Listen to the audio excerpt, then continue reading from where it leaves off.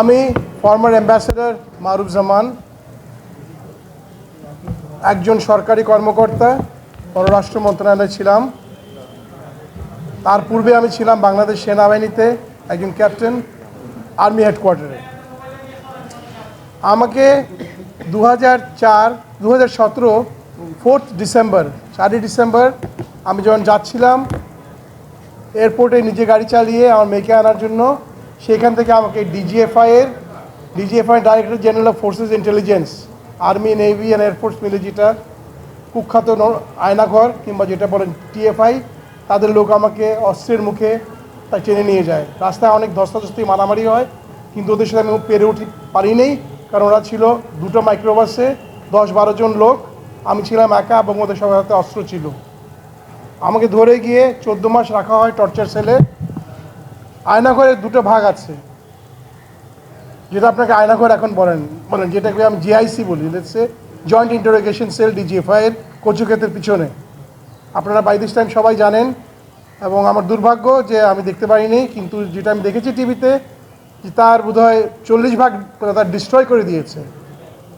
আপনারা যদি আয়নাঘর কি আসলে জানতে চান, তাহলে বড় বড় যদি আপনাকে যে কী বলে কন্টেনার আছে না, লোহার কন্টেনার দেখেন জাহাজে যায়, ঠিক ওইরকম যদি আরও লম্বা করেন, অন্ধকার করে রাখেন, যে ওটা ভিতরে যা থাকে ঠিক আয়নাঘর তাই ছিল। এখন যেটা আপনি দেখছেন সেটা ছিল না, যে অনেক অনেক অনেক জঘন্য ছিল।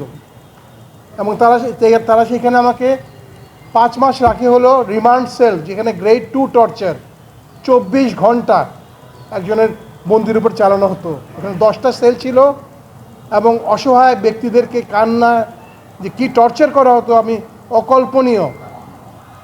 আমার সবচেয়ে খারাপ লাগে, সবচেয়ে অবাক লাগে যে আমি সেনাবাহিনীতে যখন ছিলাম ক্যাপ্টেন হিসেবে চাকরি, আমি অবসর করি, মানে আমাদের শহীদ প্রেসিডেন্ট জিয়াউর রহমান ওনাকে সেনেট করার পর আমি চাকরি ছেড়ে দিই। এবং তারা যে কর্মকর্তারা আমার সাথে চাকরি করেছে এবং বিদেশে দেশে, সেই ব্রিগেডিয়ার, সেই কর্নেল, তারাই অবসর নিয়ে আমাকে যে অমানসিক অত্যাচার করতো, যেটা কি মানুষ? এটা কি মানুষ না? কেন এসেছেন আপনি? আমি দায় করতে, অভিযোগ দিতে যে এদের যারা পারপিট্রেটর, যারা শেখ হাসিনা, জি আমি অভিযোগ দিয়েই আসছি। না, কার বিরুদ্ধে অভিযোগ দিয়েছি ওটা যদি আমাকে ট্রাইব্যুনাল বলতে, শেখ হাসিনা ছিল, তারেক জিয়ার রহমান ছিল, তারেক সিদ্দিক ছিল, আর্মি চিফ ছিল, নাম যদি আমি জানি না, ট্রাইব্যুনাল যদি আমাকে বলতে বলবো, আমি সেটা যদি ট্রাইব্যুনাল আমাকে বলতে আমি সেটা বলবো। সংখ্যাটা মনে নাই আমার, ট্রাইব্যুনাল জানবে। ট্রাইব্যুনালটা আমি নামগুলো সংখ্যাটা দিব না। Sheikh Hasina and a team. আপনি মুক্তি পেলেন কবে? 2019 16 April 2019 মার্চ। আমাকে নিয়েছিল কেন? আমি ভারত বিরোধী ছিলাম, এবং আমি হাসিনার যত কুকীর্তি, গুম, খুন, যে এক্সট্রা জুডিশিয়াল কিলিং, তারপরে যে সিক্রেট চুক্তিগুলো করা হতো, কারণ আমি মনে রাখেন আমি কিন্তু ডিপ্লোম্যাট, আমি জানতাম তারা কী করছে, এবং আমি সেগুলো লিখতাম। তারা আমাকে অনেক ওয়ার্নিং দিয়েছে, লেখা বন্ধ করো। আমি বলছি না, আমার কলম আপনারা বন্ধ করতে পারবেন না। সেই জন্য আমি লিখতাম। সেই লেখার জন্য আমাকে তারা নিয়ে তারা বলেছে এখন দেখি আপনাদের কলমের জোর বেশি না আমাদের অস্ত্রের জোর বেশি। আমি চাই সৎ বিচার। আমি তো শুধু আমি না, আমার মতো হাজারো লোক ছিল।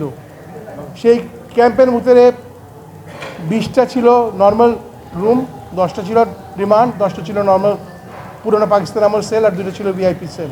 ওখানে ধন্যবাদ।